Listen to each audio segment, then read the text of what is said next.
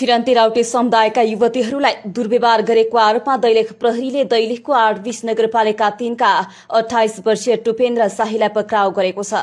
शाहीलाई कर्णाली राजमार्ग अन्तर्गतको टुनीबगर बजारबाट पक्राउ गरिएको प्रहरीले जनाएको छ।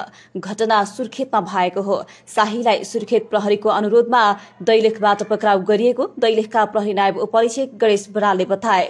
प्रहरीका अनुसार उनलाई पक्राउ गरेर सुर्खेत पठाइएको छ। 4 जना राउटे युवतीलाई ट्रकमा राखेर दुर्व्यवहार गरेको भिडियो सामाजिक सञ्जालहरूमा सार्वजनिक भएको थियो।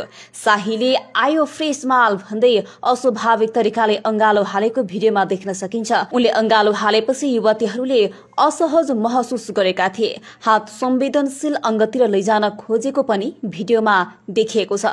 भिडियो सार्वजनिक भएपछि सामाजिक सञ्जालभर उक्त युवकलाई कारवाही गर्नुपर्छ भन्दै धेरैले आवाज उठाएका थिए। लगत्तै प्रहरीले उनीहरूको खोजी कार्य थालेको जिल्ला प्रहरी कार्यालय सुर्खेतले जनाएको छ।